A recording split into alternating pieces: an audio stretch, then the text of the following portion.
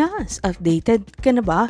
Richard, sa sampahan ng kaso si Sarah, inawat ni Rufa. Dapat pala'y nitong December 18, Lunes, ay tuluyan na raw ni Richard Gutierrez na sampahan ng kaukalang demanda ang estranged wife na si Sara Labati. Ito ay inulat ni Christy Fermin bilang bagong development sa estado ng pagsasama ng couple sa showbiz. Hindi nga lang daw natuloy ang hakbang ng aktor. Payo raw kasi ng abogado ni Richard hingiin ng komento o opinyon ng kanyang pamilya. Madaling salita, huwag daw maging padalos-dalos ang aktor. According to Christy, Richard did just that. Ngunit pagdating daw sa atin niyang si Rufa ay umiyak daw ito. Umiiyak daw at nakiusap si Rufa na, "Chard, wag na. Let's just wait for the right time." Zion, the eldest child ng mag-asawa, is already 10 years old. Nakatutok na siya sa social media. Nakakaawa naman. Maging ang Gutierrez partyark na si Tito Eddie raw shares Rufa's thoughts. Nakahanap din si Rufa ng sang-ayon sa kanya at sa iba pang membro ng kanilang pamilya. Even Annabel Rama softened on Sarah pero nagdeklara na ito ng paggumawa raw ito ng legal na hakbang ay lalaban nila ito ng demandahan. For now, nananaig ang majority ang sinasagawang opinion survey ni Richard.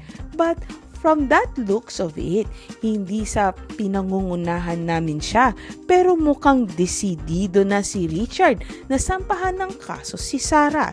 If Sarah's contemplating suing Richard as well, ano naman kayang kaso? Comment down below, ano kayang kaso sa tingin nyo guys? Pilipinas, updated ka na ba?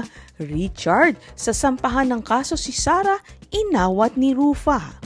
Dapat pala'y nitong December 18, Lunes, ay tuluyan na raw ni Richard Gutierrez na sampahan ng kaukalang demanda ang estranged wife na si Sara Labati.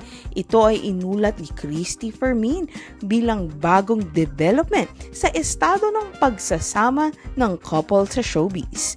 Hindi nga lang daw natuloy ang hakbang ng aktor. Payo raw kasi ng abogado ni Richard hingiin ng komento o opinyon ng kanyang pamilya. Madaling salita, huwag daw maging padalos-dalos ang aktor. According to Christy, Richard did just that. Ngunit pagdating daw sa atin niyang si Rufa ay umiyak daw ito. Umiiyak daw at nakiusap si Rufa na, "Chard, wag na. Let's just wait for the right time." Zion, the eldest child ng mag-asawa, is already 10 years old. Nakatutok na siya sa social media. Nakakaawa naman. Maging ang Gutierrez partyark na si Tito Eddie raw shares Rufa's thoughts. Nakahanap din si Rufa ng sang-ayon sa kanya at sa iba pang membro ng kanilang pamilya. Even Annabel Rama softened on Sarah pero nagdeklara na ito ng paggumawa raw ito ng legal na hakbang ay lalaban nila ito ng demandahan. For now, nananaig ang majority ang sinasagawang opinion survey ni Richard. But from that looks of it, hindi sa pinangungunahan namin siya pero mukhang desidido na si Richard na sampahan ng kaso si Sarah. If Sarah's contemplating suing Richard as well, ano naman kayang kaso? Comment down below, ano kayang kaso sa tingin nyo guys? Pilipinas, updated ka na ba? Richard, sa sampahan ng kaso si Sarah, inawat ni Rufa. Dapat pala'y nitong December 18, Lunes, ay tuluyan na raw ni Richard Gutierrez na sampahan ng kaukalang demanda ang estranged wife na si Sara Labati. Ito ay inulat ni Christy Fermin bilang bagong development sa estado ng pagsasama ng couple sa showbiz. Hindi nga lang daw natuloy ang hakbang ng aktor. Payo raw kasi ng abogado ni Richard hingiin ng komento o opinyon ng kanyang pamilya. Madaling salita, huwag daw maging padalos-dalos ang aktor. According to Christy, Richard did just that. Ngunit pagdating daw sa atin niyang si Rufa ay umiyak daw ito. Umiiyak daw at nakiusap si Rufa na, "Chard, wag na. Let's just wait for the right time." Zion, the eldest child ng mag-asawa, is already 10 years old. Nakatutok na siya sa social media. Nakakaawa naman. Maging ang Gutierrez patriarch na si Tito Eddie raw shares Rufa's thoughts. Nakahanap din si Rufa ng sang-ayon sa kanya at sa iba pang membro ng kanilang pamilya.